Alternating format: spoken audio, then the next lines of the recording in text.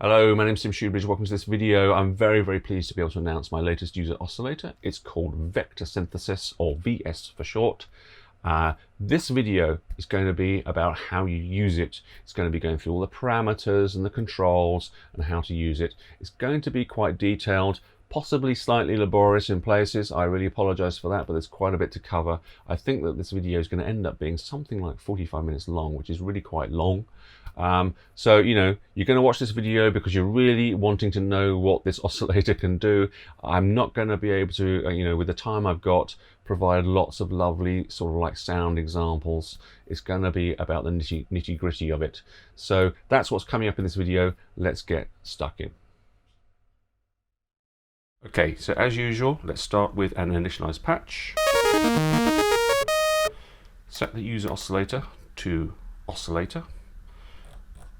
Choose our oscillator, which is VS, or us as it looks like. Remember to turn it up and to turn down VCO number 1. We get a sine wave. So remember, we have 4 different waveforms to choose from. They're active all the time, and they basically occupy the corners of a grid. Now, where we are in that grid is determined by the shape control and shift shape. Now, with an initialized patch, they default to being at 0, which in our graph is going to be bottom left. Now, the waveforms are numbered 1, 2, 3, and 4, and what we'll be hearing, because we're in the bottom left, we'll be hearing waveform number 4. Now, you change waveforms by going into edit mode, program edit, this button here. The first 4 parameters are wave 1, wave 2, wave 3, and wave 4. There's 2 more parameters which we'll come to in a minute, but let's change waveform number 4, and you can hear some of the waveforms. There's 16 of them in total. So waveform number 1 is a sine wave. Waveform number 2 and 3, they've certainly got very vocal qualities. They're kind of human voice kind of sounds. I'm not going to go through and try and describe the rest of them because I really don't know what they are, but here's waveform number 4. 5. That's a sawtooth, I know that. 6. 7. 8, 9, 10, 11, 12, 13, 14, 15, 16. So the thing with wavetables and these kinds of digital waveforms is that sort of completely untreated, just listening to them raw, a lot of them sound very similar, but they're not similar. They're all different to one another. And so when you start treating them, applying envelopes and filtering and stuff like that, that you get the real sort of like the qualities of the sound coming through. So we've got 16 of them. We're just listening to waveform number 4 because remember, we're at 0, 0 in our little XY vector coordinate system. So if I were to go and change, for example, waveform number 1, it's not going to have any difference. It's not going to make any difference at all. We need to move our little sort of position out of the bottom corner. So let's move our position into the middle. So that's going to be 50 on the shape. Somewhere in the middle, doesn't have to be exactly 50. And shift as well, let's go to the middle. Now, if I change any of the waveforms, what we're going to be hearing is a blend of them all, so we should start to hear a difference. So let's go and change waveform number 1. Let's change waveform number 2.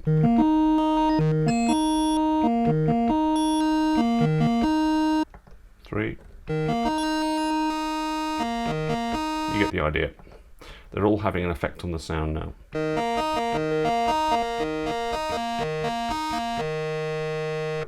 So let's look at the 5th parameter. 5th parameter is a detune. This is the effect of the detune.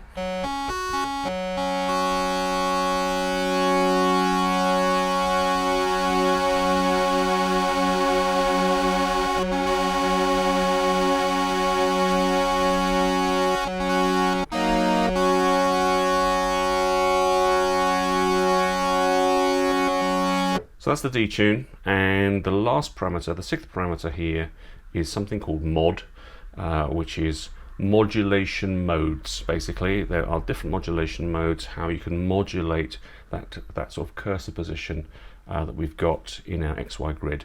I'll come on to that in a little while.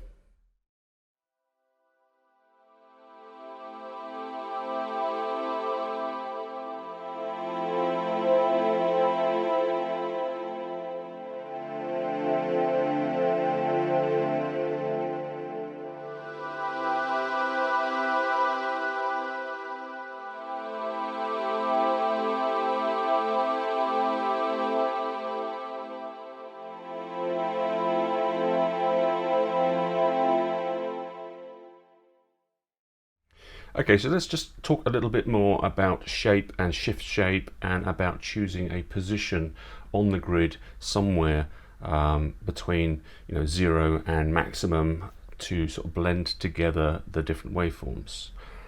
Now, what I'm going to do, just as an example, is I'm going to set these waveforms to very obviously different waveforms so that you can hear the difference. So I'm going to set the left-hand side waveforms, that's waveforms 1 and 4, I'm going to leave them as a sine wave, which is waveform number 1. And waveforms 2 and 3, I'm going to set those to be a sawtooth, like that. Okay, so we've got basically two distinct waveforms going on here. Sine wave on the left, sawtooth on the right. So when I play a note with an initialized patch, we're way down at the bottom, in the bottom corner at 0, 0. We're only going to hear a sine wave. Now, if I was to use the shift and shape together, that is moving me up and down on the y-axis, basically up and down in our grid. And it's going to have no effect at all, because over here on the left-hand side, we've all just got a sine wave. So let me just demonstrate that to you. It's a bit difficult with shift and shape. I'll hold down a note, press the shift. Doesn't matter what shift shape is set to, it's a sine wave. Let's put it somewhere in the middle. So we're right over on the left-hand side in terms of X, but in terms of Y, we are in the middle. Now let's hear what happens when I just turn the shape control on its own. And you'll see there from the waveform, down at 0, which is all the way over to the left, we've got our sine wave, and then we morph slowly, gradually into sawtooth all the way over to the right at maximum.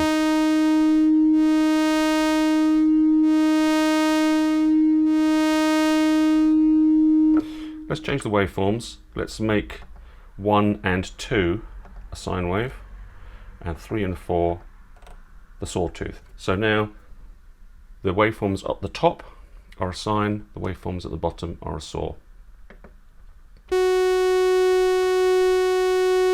Doesn't matter what I do with the shape now, because moving backwards and forwards on the x-axis is actually not changing the blend of the waveforms at all. Doesn't matter where it is.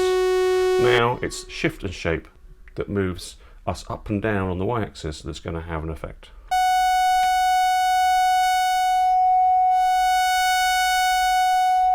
Maximum at the top, we have a sine wave.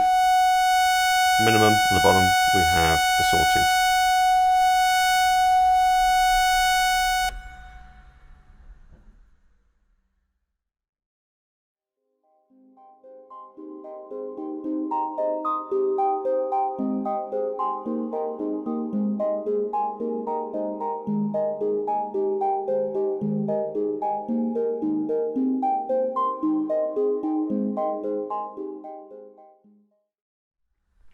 So it's a bit awkward to change the position sort of in real time. You know, unless you are sort of like playing something with an arpeggio, or you have got the synth controlled with a DAW or a sequencer, it's difficult to do shift shape while playing a note at all. You need 3 hands basically. But the reason I chose shift shape as well as the shape control is that both of those controls are automatable over MIDI. Sorry for the interruption of this video. However, when I was recording it, I had an assumption, and my assumption was that if the NTS-1, which I own, and the Minilogue XD, which I own, if they both respond to MIDI CC messages to automate shape and shift plus shape, then surely the Prologue, the big brother of them both, would actually be able to do the same.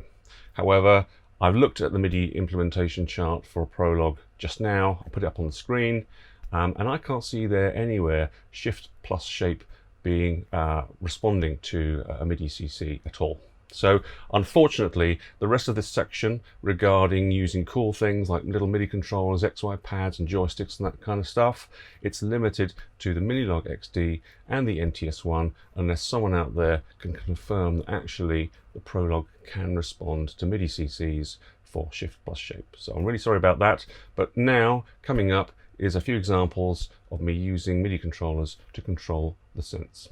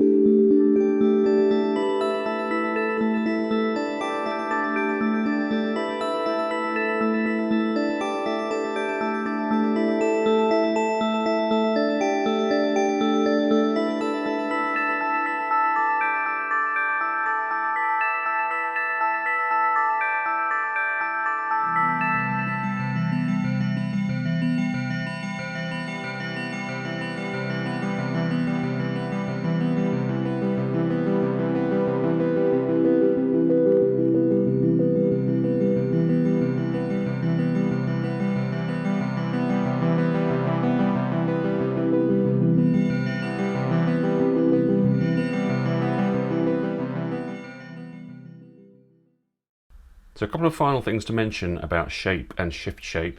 If you have an NTS-1 synth, then you're in luck because the A and B controls on the top of that synth are shape and shift shape by default. So you have easy access to both those controls to tweak them in real time.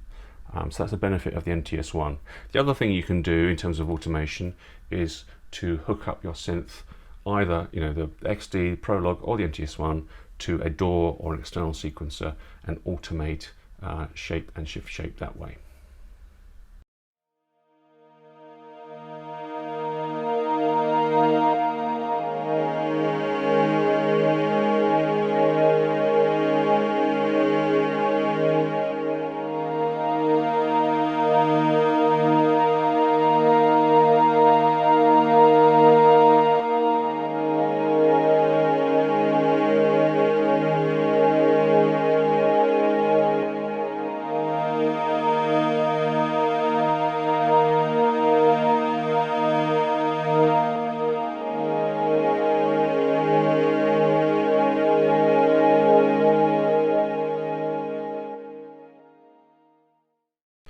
Right, so let's now talk about modulating the position on the XY grid rather than us sort of manually moving it around.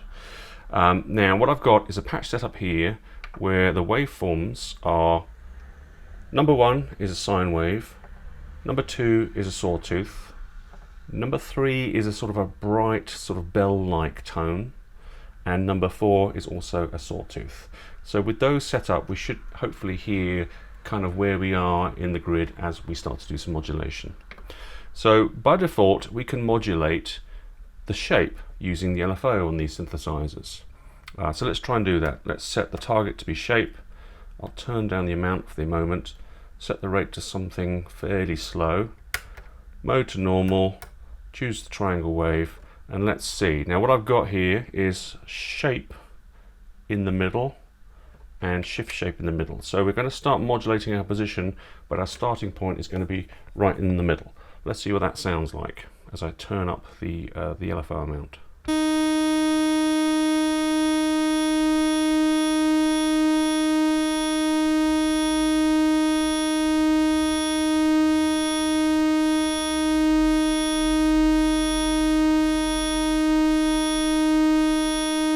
at one end, it's a bit more of a sine wave. At the other end, it's a bit more of a sort of a very complex looking waveform, which is the bell-like waveform. So that's it moving, you know, left and right on the x-axis, somewhere in the middle.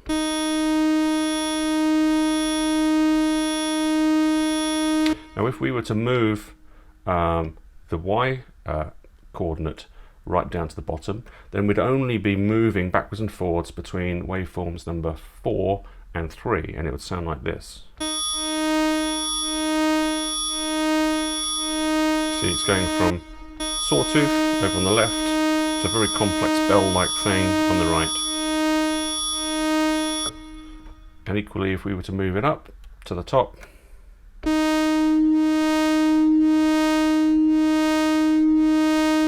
sine wave over on the left, sawtooth all the way over on the right.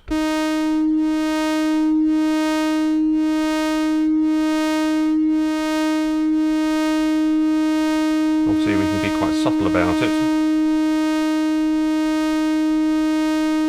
Obviously if we move right over to one side or the other side, then the movement, the modulation is going to be restricted. Let's do that. Let's move the shape all the way over to the left and then do this modulation.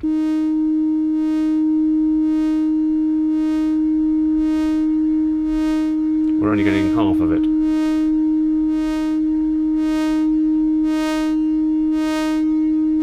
It's spending most of its time with a sine wave over on the left. Okay, so that's fine, and that's just using the x-axis. Now what we've got are these modulation modes that I showed you before. It's the last parameter. Modulation mode number 1 is what we've just seen. It's the default. It is just modulate the shape, that's the x-axis, using the LFO. Modulation mode number 2 is to completely ignore the x-axis and do a modulation of the y-axis instead. So I'll actually move the shape all the way over to the right. So we're only dealing with waveforms 2 and 3. And you can see it's going from a sawtooth at the top to this bell at the bottom.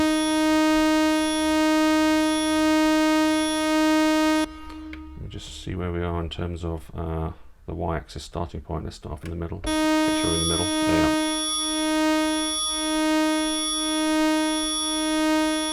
So we can modulate only the x or only the y. And then with the next mode,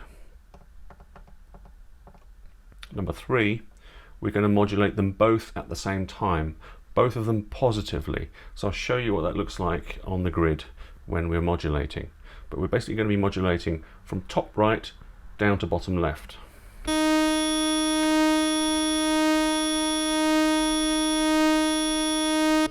Let's go back in the middle somewhere. I can't remember where I've set my initial positions to. So we're right in the middle.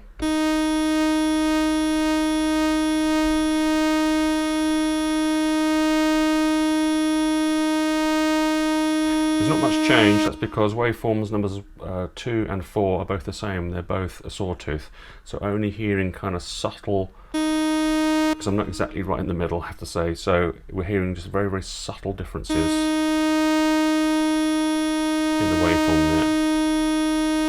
Let's go to the next mode. The next mode is number 4, which is going to modulate the x positively but y negatively. So basically it's going to be going from top left, waveform number 1, down to bottom right, waveform number 3.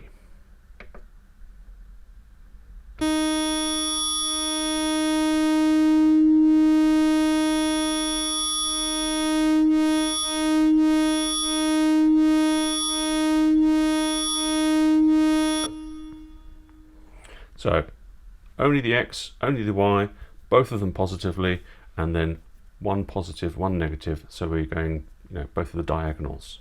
What else have we got?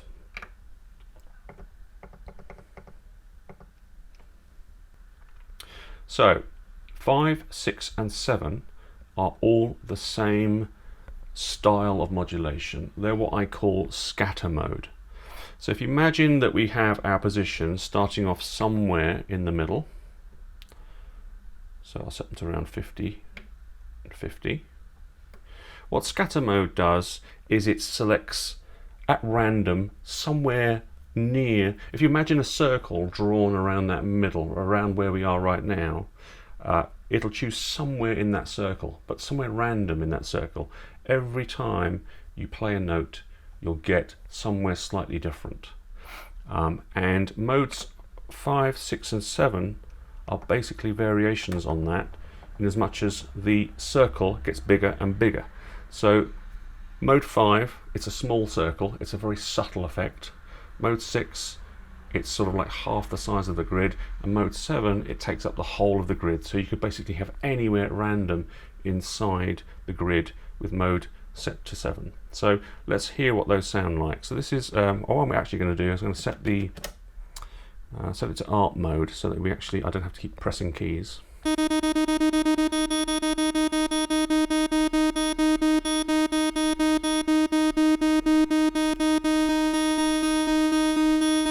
of a release. You can hear it already. There's something going on there. It's not a consistent sound. It's best actually if I come out of the menu and then you can see the waveform. Unfortunately, you have to keep going in and out of it. But if you watch the waveform,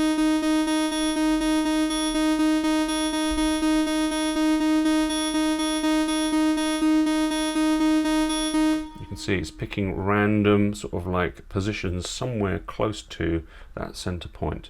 Let's widen it by choosing mode number 6. You can hear that we're starting to move towards the corners where the waveform is more pure.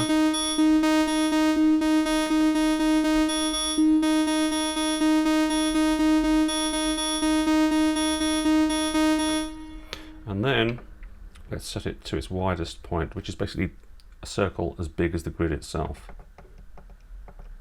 which is number 7.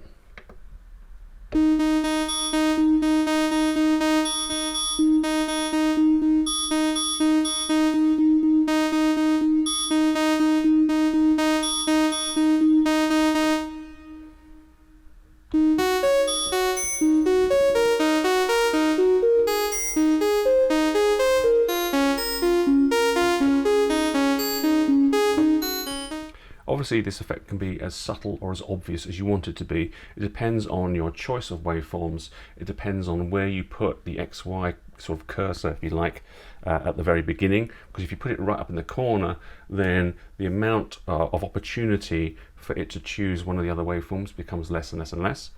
What I like to do is I like to sort of like have actually 3 of the waveforms all the same, and then just have one that's different, that's a standout. And then you get a little bit more of a subtle kind of effect going on, which is quite nice. I'll show you in a patch now that does that.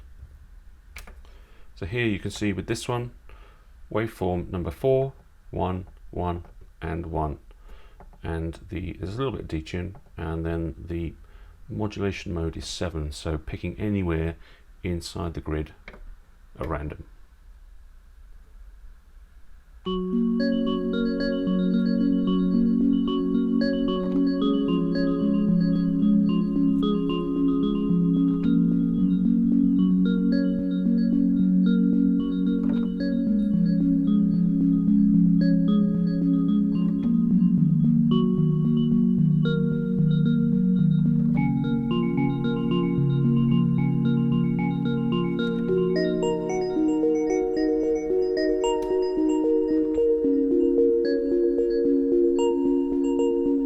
So basically, it's 3 times more likely to choose a sine wave than it is the other waveform. Okay, here's another example of scatter. In this one, we've got 4 different waveforms. Waveform number 2, number 5. I've got waveform 21 here, which is going to puzzle you because we only go up to 16. I'll come on to that later on. And waveform number 5. Quite a bit of detune. And we're in mod number 7, so that's quite a wide sort of scatter circle.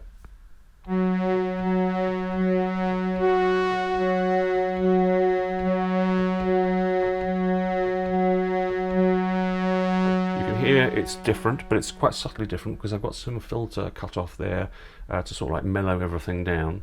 And the reason for that is so I can play some nice chords with it.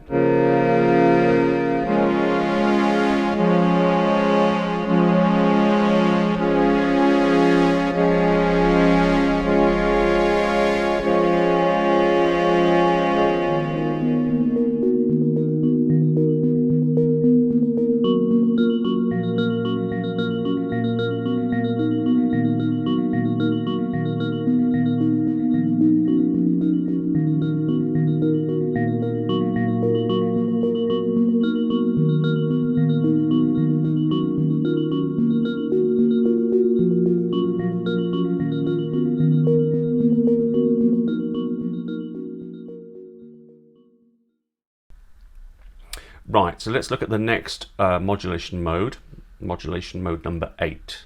So what I've got here is a patch where I've got sine wave, sine wave, sine wave, and a sawtooth. So just one out of the 4 waveforms is a sawtooth. And I've got modulation mode number 8 going on. Now what modulation mode number 8 does is it takes your choice of 4 waveforms and it cycles them around, it swaps them around. So sawtooth might be down here to start off with, but then it moves there, and then it moves there, and there, and there. It'll move around. And so what we'll hear is just a change between sine wave and sawtooth, but most of the time we'll be hearing a sine wave.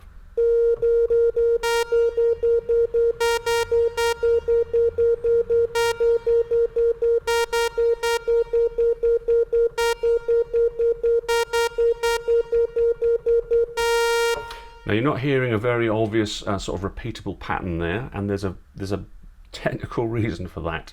If you were to play this oscillator on an NTS-1, you would hear a definite pattern. You'd hear 3 sine waves followed by a sawtooth, 3 sine waves followed by a sawtooth. It would just go round, round, round.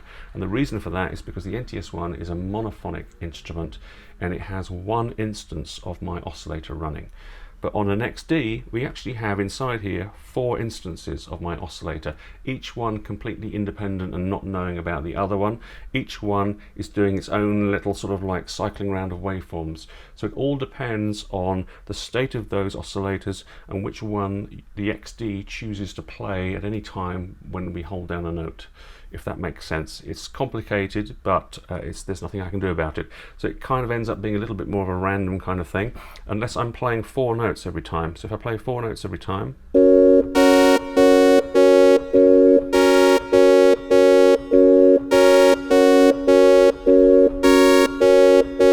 you can hear it's a far more a repeatable kind of sound because we're triggering all 4 instances of the oscillator every single time I'm pressing down notes.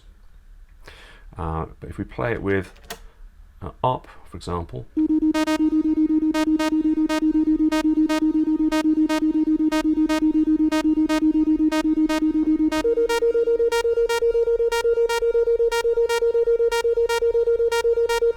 it's fallen into that rhythm now.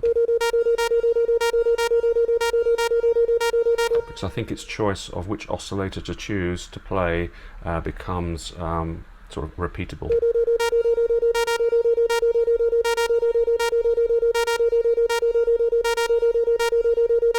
Like that. So that is, it can be a subtle effect with, here we're just dealing with 2 different waveforms, and obviously if you choose 2 waveforms that sound quite similar to each other, it's a subtle effect. And obviously you can go crazy and have 4 completely different waveforms and get a much more of an obvious effect to it. The final modulation mode is number 9, and what modulation mode number 9 is the oscillator will choose a random waveform for each of the 4 slots, different every single time. So it's nothing to do with your choices. It'll completely ignore your choices. It'll choose its own, and it'll choose any one of the 16 available waveforms every time.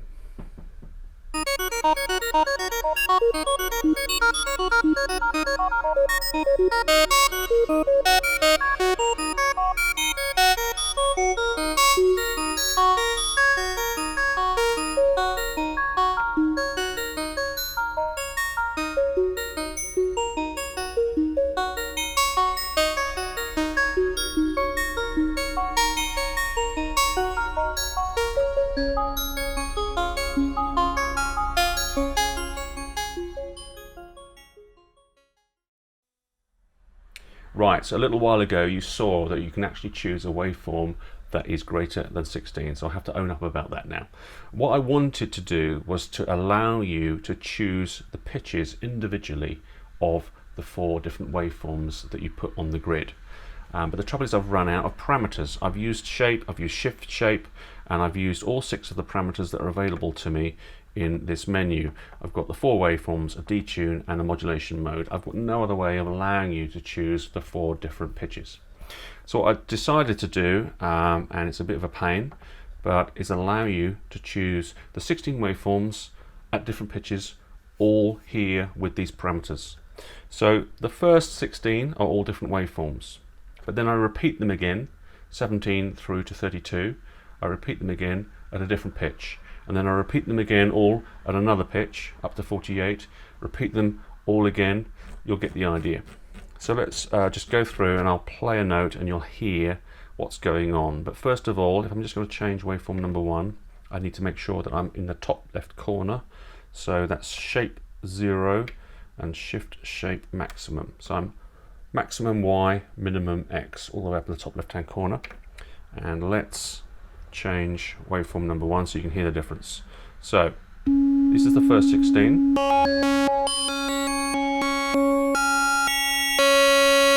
Regular pitch. The next lot.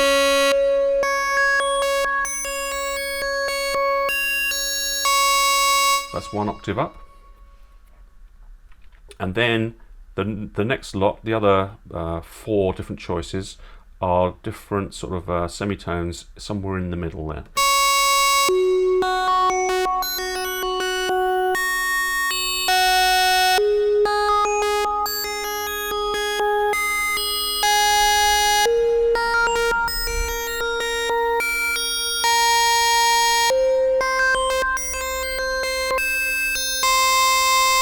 Up to 96.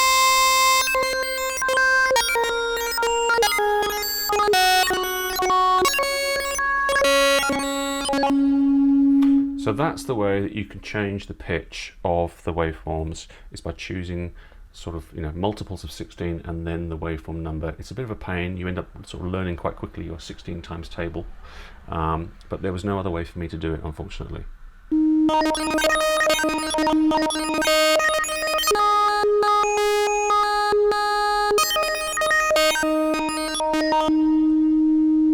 What that allows you to do is to have some sort of like subtle changes in tune as you move and modulate around the XY grid.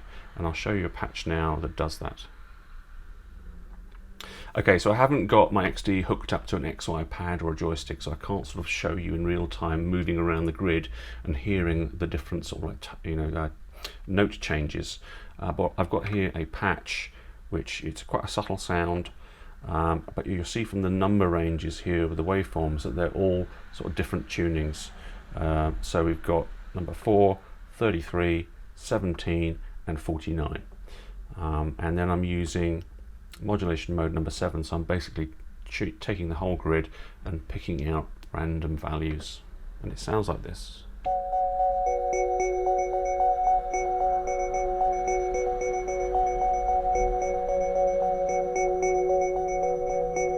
So we've got changes in timbre, which is the different waveforms themselves, but we've also got subtle changes in pitch.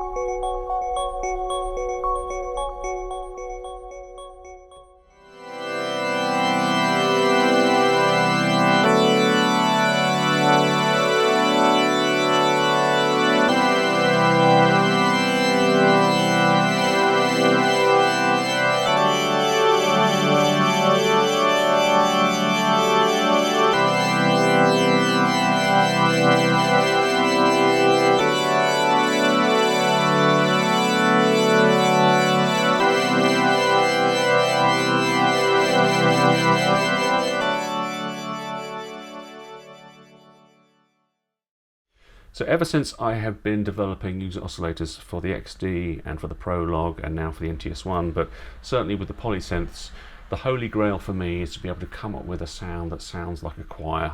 I don't know why, it's just something I've always wanted to do. And you know, from an early sort of like starting point with these oscillators, I realized you can't get samples inside them. There's just not enough memory for that. But you know, there are some synthesizers from the 80s, 90s and onwards, wavetable synths and virtual analog synths that come kind of close to a choir sound. You can clearly hear that it's a synthesized sound and not real, but quite close. So what I've done with the vector synthesis oscillator is I've made sure that I include a couple of sort of like voice sounding waveforms, and this is the patch that I've created, which kind of shows off what you're capable of doing with those.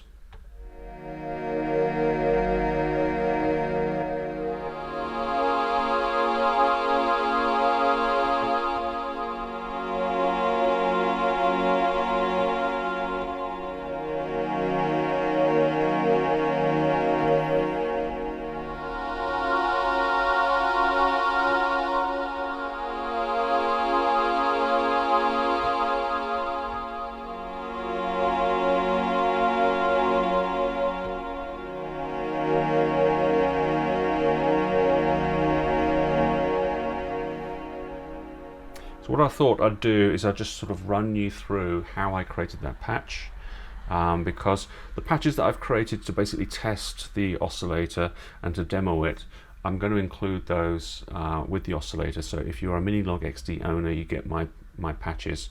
There's not that many of them, I have to say, but you'll get those. I'm very sorry if you're a Prologue owner. I don't have Prologue patches and I don't have a Prologue to create them with. But I'll just run you through how I created that particular patch. Hopefully that'll be useful to you to be able to recreate that sound on your own synthesizer. So let's have a quick look how it's made up. Let's have a look at the waveforms. Waveform number 1 is 2, then 3, then 3, then 2. And 2 and 3 are the two sort of like voice sounding waveforms. They've got the kind of vocal qualities to them. So I'm using both of those waveforms. Quite a lot of detune, 40%. To get a little, you know, quite a lot of movement going on, and no modulation. Modulation is just set to 1, and that's all. So that it's very, very simple. Obviously, a slow attack, a long release.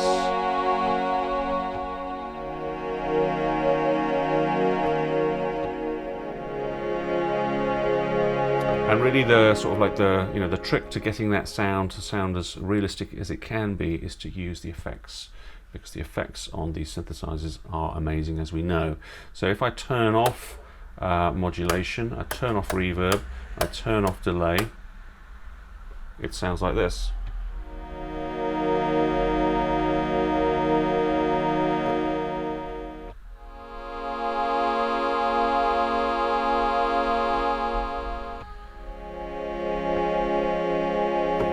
Play one note.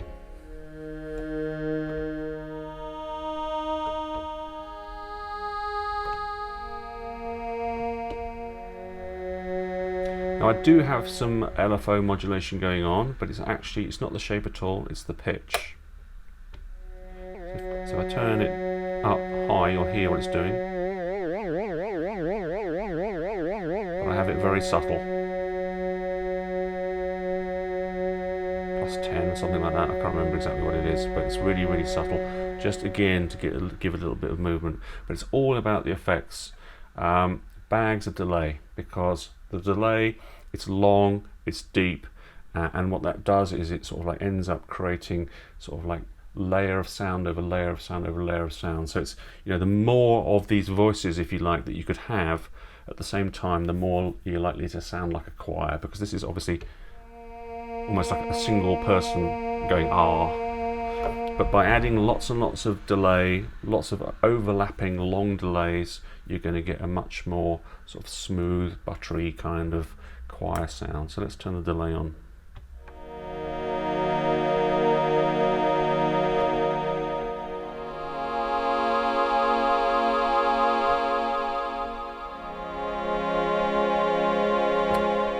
I add a bit of reverb as well.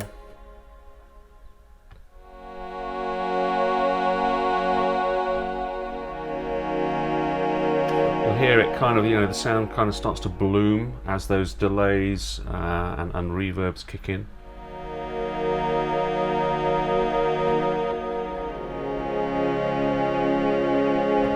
And then the final sort of like piece of the puzzle is the mod, which is ensemble, delicately added, not particularly fast at all, slow, and we get that.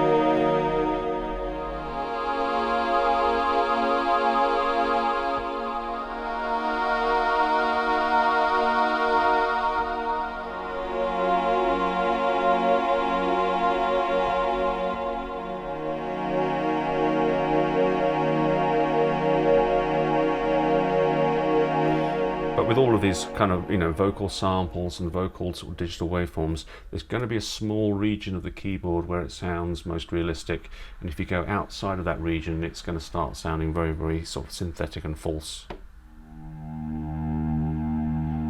But still, some sort of like monk drone thing.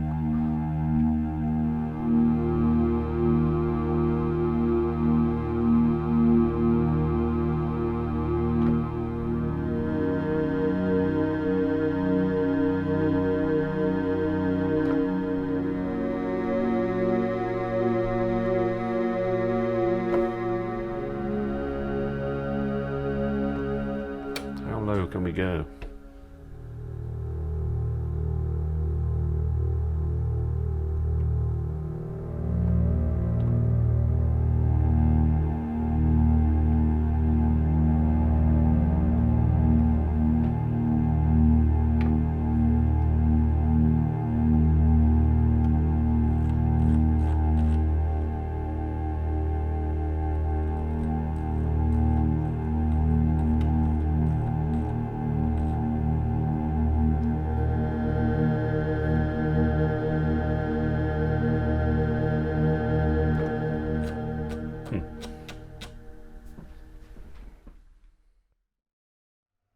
So that's it. That is my latest user oscillator, vector synthesis, or VS for short.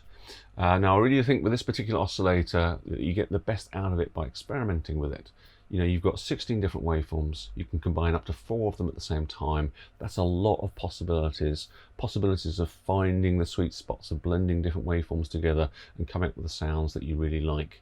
It's also an oscillator that for me, for the first time, has opened my eyes to using an external MIDI controller with it.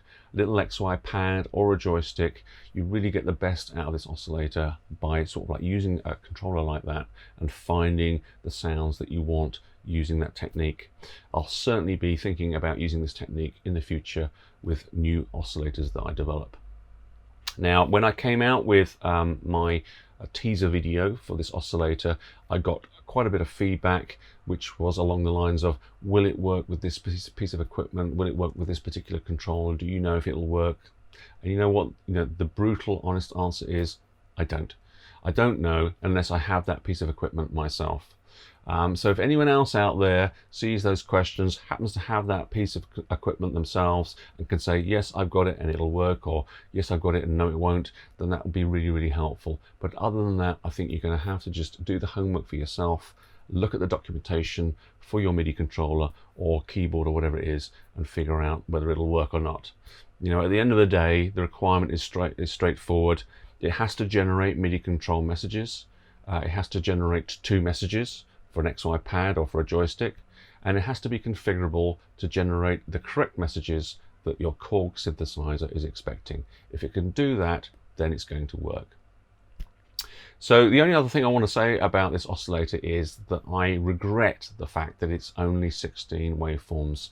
You know, the original Prophet VS has got loads and loads and loads of waveforms in it, and 16 is not very, very much.